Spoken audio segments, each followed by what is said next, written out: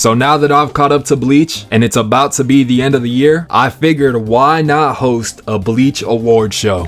So I came up with a plethora of awards and I'm going to be handing them out to Bleach characters, episodes, moments, etc. So with all that out the way, let's get right into the award show. The first award that I want to hand out is the Most Improved Character Award. This award is going to go to a character that wasn't that strong at the beginning of the series, but as it went on, they slowly became stronger and started getting taken as a serious threat. Now, the obvious nominee here is of course Ichigo, but he's also the main character. Like, let's give it to somebody else. One of the characters that I had in mind was Mayuri. Mayuri started off as a captain level Soul Reaper, which is why he's not higher. But think about the first time that we see Mayuri fight. It's against Uryu. And not only does he fight Uryu at the beginning of the series in the Soul Society arc, but he uses his Bankai against him and he still got one-shotted. Not the best first impression to say the least. And also, Mayuri, for the rest of the series, simply does not lose. So he took his loss early on in the series and then just didn't lose ever since then. But to be fair, from the beginning of the series, he was a captain level threat. And at the end of the series, he's a captain level threat. I think somebody more deserving of this award is my runner-up, Renji. Now, you could sit here and tell me Renji is the most improved character in all of Bleach. For me, it really is 1A, 1B. After his training in the Royal Palace and learning the name of his Zanpakuto, Renji has gotten significantly stronger. And this is the same guy who lost in the first arc of Bleach to an amped up Ichigo who got his spiritual powers like yesterday. Granted, knowing everything we know about Ichigo now, it's a lot harder to put the blame on Renji, but we can also look at other moments throughout the series like Renji asking Ikkaku to teach him how to learn Bankai, practically treating Ikkaku like a superior to him. And at this point in the story, at this point in Thousand-Year Blood War, I'm pretty sure we can all agree Renji is above Ikkaku. But the most improved character in Bleach Award to me has to be Uryu. If you say Renji, I 100% understand, but Uryu went from getting overwhelmed by mere hollows, not being able to take down a Gillian in the first arc of Bleach, and now in Thousand-Year Blood War, he's Yhwach's second in command. He started the series weaker than Renji. It wasn't until he got the glove that he became stronger than Renji in the Soul Society arc, and now in the latest episodes of Thousand-Year Blood War, he just defeated Renji. And this is without seeing what his shrift is. I do have my predictions, but really think about how far Uryu has come as a character in comparison to where he started. He's coming off a win against one of the royal guards, Senjumaru. Like, the improvement is ridiculous. Excluding Ichigo, Uryu, in my opinion, is the most improved character in all of Bleach. But the next award I want to hand out to the Bleach cast is the character that grew on me the most award. It's pretty self-explanatory. It's the character that grew on me the most. The first person I want to mention for this award is Byakuya. Now, if you've only watched my later Bleach videos, then I'm sure that y'all have seen me talk about Byakuya ad nauseum because I do love his character. But at the beginning of Bleach, I was not a Byakuya fan. In the first arc, when Byakuya and Renji came to take back Rukia to the Soul Society, I was not a Byakuya fan. You know, I find out that Byakuya is Rukia's brother, and I'm thinking, why is he doing this to Rukia? That is so rude. And it wasn't until I finished the Soul Society arc and I found out why Byakuya acted the way that he did that I really started to feel for his character. And I started liking Byakuya's character even more throughout the Arrancar saga because we see his development continue and progress. And he is by far one of the best written characters in all of Bleach. But at the beginning of the series, when I didn't understand him, I was not that big of a Byakuya fan, so he did come up for me. But a character that grew on me even more than Byakuya did is Gin. Gin is the runner-up, but oh my god, the way that Gin grew on me became one of my favorite top 10 character for me. I love his character. We first see Gin when the crew is trying to infiltrate the Serite, and from the moment that I saw Gin, I did not know what his intentions were. The Soul Society arc did a fantastic job of building Gin's character up. I mean, throughout the Soul Society arc, Gin's character was extremely ambiguous. We didn't know what his intentions were, what he had in mind. We saw him fight with Toshiro, we saw him have tense moments with Aizen, but then he flips around and attacks the crew. So what is his goal? And at the end of the Soul Society arc, they baited me hook, line, and sinker,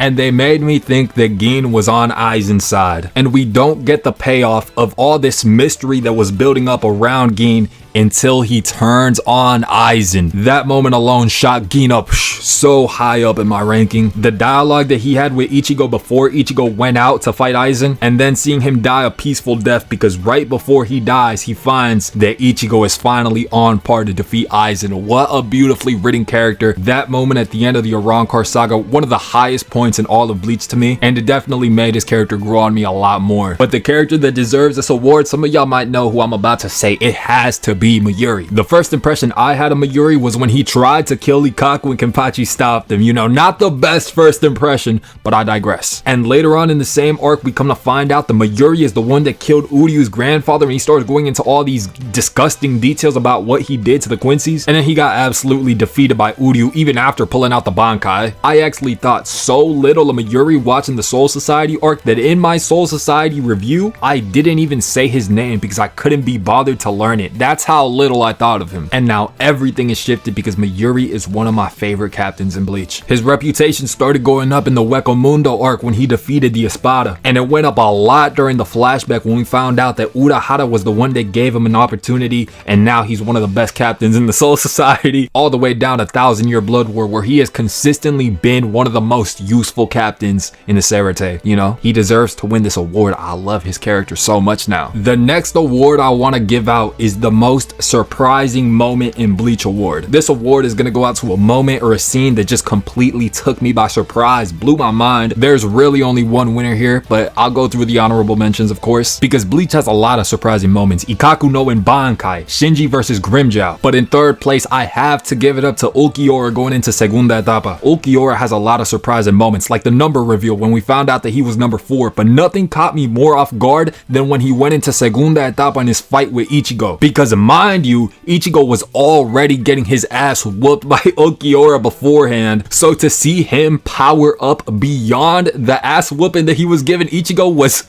mind-blowing. And it's also surprising because we find out that no other Arrancar can go into Segunda Etapa. It's only Ulquiorra, so we didn't even have anything to base it off of. We couldn't even, it wasn't even a possibility in my mind that that could happen. But the second most surprising moment for me in all of Bleach had to be when we found out that Ichigo was actually a Quincy. Throughout the entire original series of Bleach, there was only one Quincy that we were familiar with, and it was Uryu. So to find out that the MC who we've been tracking all along was actually a Quincy as well was mind-blowing. It was insane. Like, it was crazy, and the way that they tied it all together, it was perfection. I already talked about the Blade is Me. Y'all can go watch that video. It was really one of those moments, just like Segunda Etapa, where it just wasn't even on my bingo cards.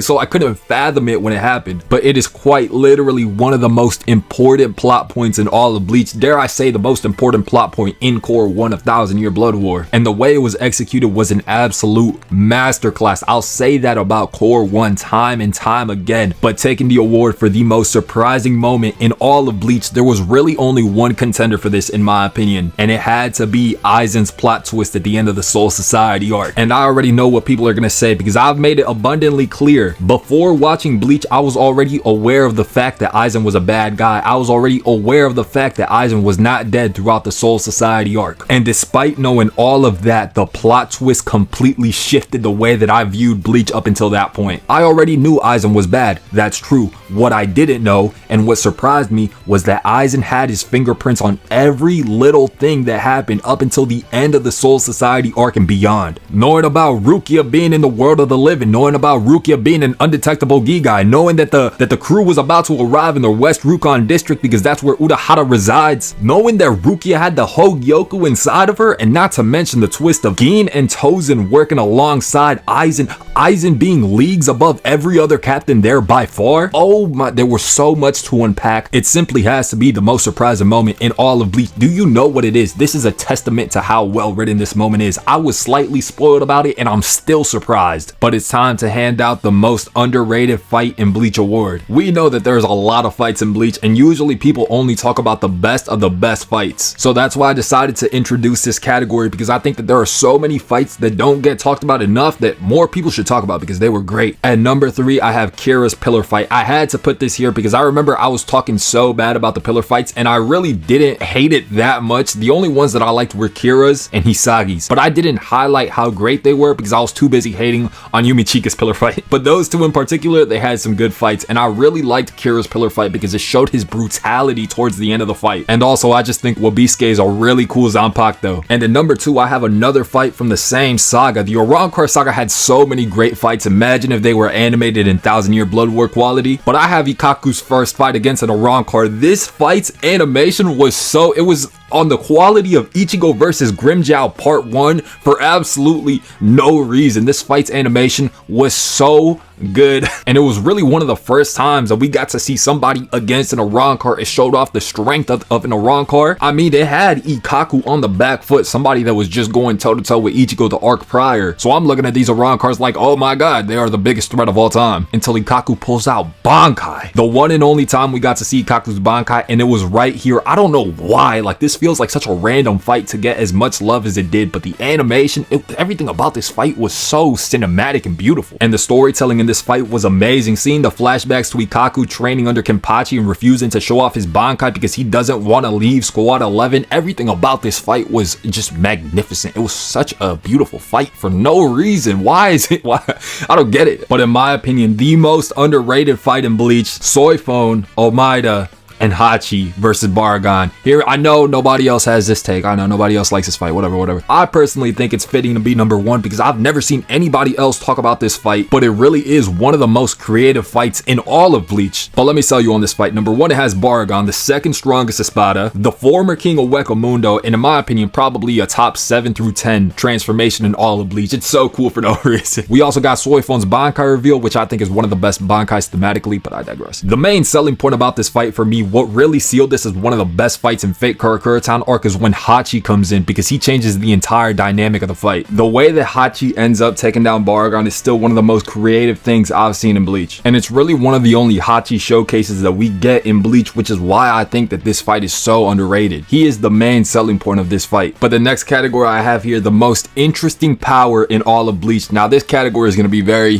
contentious, because there's a lot of interesting powers in Bleach. One of the most creative power systems I've seen in anime, period. But the first character nominated for most interesting power has to be Shunsui. I know people are gonna say recency bias, yeah, okay, and what? No, genuinely, I think it is one of the most interesting powers I've seen in anime. I haven't seen another character in anime with this power. If there is somebody, please let me know. I had somebody who was generous enough to explain the genius of Shunsui's Bankai to me, and it's something that I would have never figured out by myself. The whole concept of using theatrical plays, and not just that, but children's game, because his Shikai is just as creative. His whole power is creative. I think Shunsui rightfully belongs on here. But the runner-up I have for most interesting power in Bleach Award is Tsukishima. I watched the Fullbringer arc a couple weeks ago, and to this day, I still couldn't tell you exactly how Tsukishima's power works. I'm sure something is gonna slip my mind, or there's something I still don't quite understand. I didn't really give it too much thought until the Byakuya fight, because up until that point, I thought Tsukishima simply changed people's memories, but no, it was something far more sinister. It still is true that Tsukishima inserts himself into the past. I thought it was only humans. No, it is inanimate objects like hitting the floor. Even Byakuya Senbon Zakura was infiltrated, and Tsukishima knew every move that Byakuya was gonna do if he had used it in the past. This ability is just unique. It's unique. But the number 1 most interesting ability in all of Bleach, in my opinion, has to be Orihime's. The ability to reject phenomenon. What?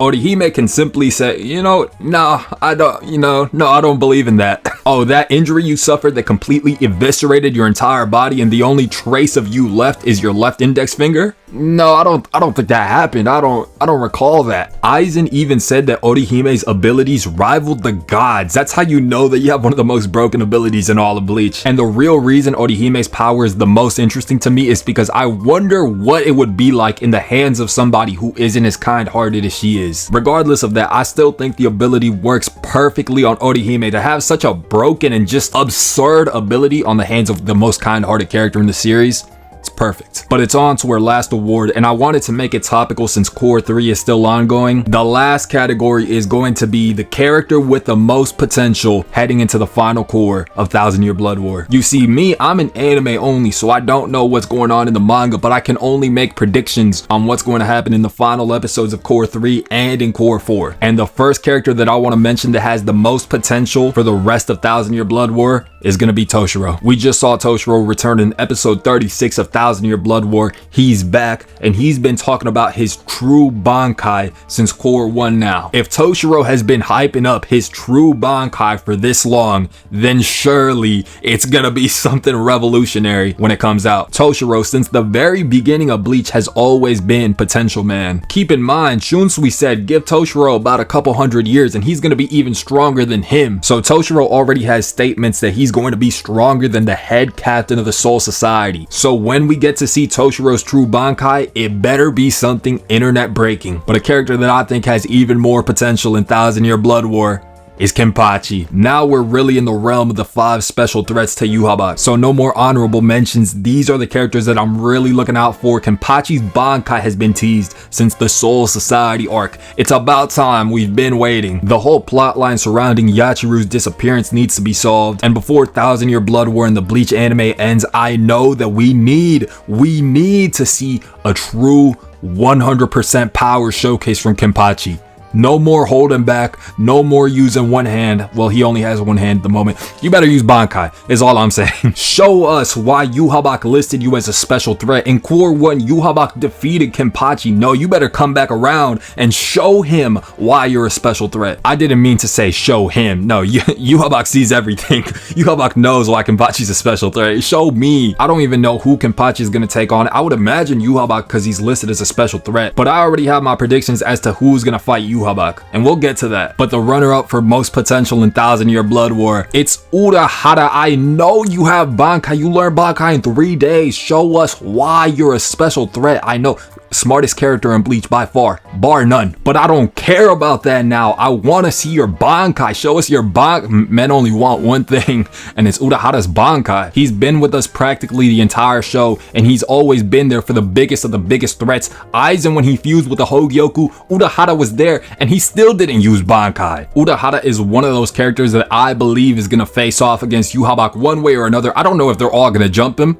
Maybe all the special threats jump him, but we need a power showcase. We need something. It's been so long. I've been fiending for Urahara content since the Garankar saga. So yeah, I mean, the rumors are true. I'm hyped about Urahara. Yeah, believe it or not. But the character with the most potential in Thousand-Year Blood War, I don't know if this was even a question. In my opinion, the answer is evident. It's Chad. No, it's Aizen. It's Aizen. Freed from Muken. The biggest threat to the Soul Society ever, freed from Muken, because a bigger threat has arrived. The stage is so clearly set. Aizen versus Yhwach. Or Aizen and the special threats versus Yhwach. Something, Aizen and Yhwach something, they're all gonna fight. It's gonna be a big showcase. It's gonna be awesome. The reason I deem Aizen to have the most potential out of anybody else is because I believe Aizen is the answer to Yhwach. I could be wrong here. This is all purely speculative. But the Almighty versus Kyoka Suigetsu, perfect hypnosis. Which one takes priority? Which one is stronger? Can the Almighty see through perfect hypnosis? Why would they call it perfect hypnosis if it's not perfect? Oh yeah, that's right, because it works on the Almighty. This is my prediction. I could be wrong.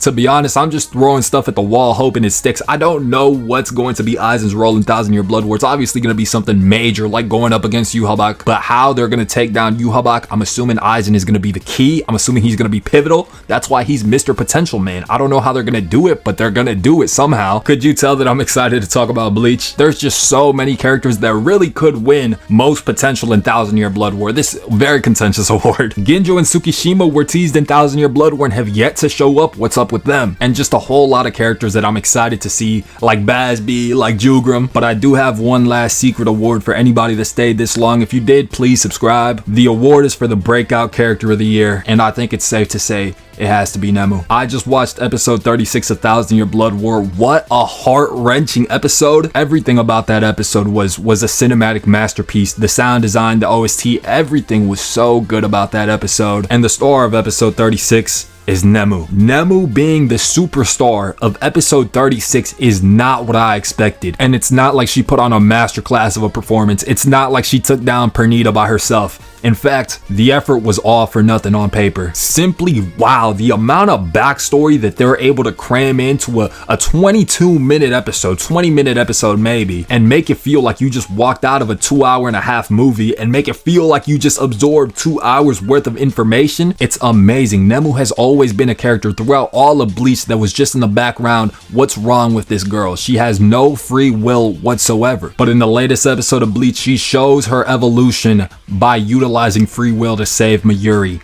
It's so good. Like, we all watched the same episode, didn't we? We all watched it. Clearly the breakout character of the year for Bleach might just be the most emotional episode of the year for Bleach. And truthfully, at this moment, I do think that you can make a case for it being the best episode in Cour 3. It was actually, I need to go on IMDb and rate it a 10 right now. I do want to talk about this episode more in depth with y'all. I plan to go live later today. Hopefully I don't get interrupted, but I would love to just talk about Bleach and maybe play some games with y'all.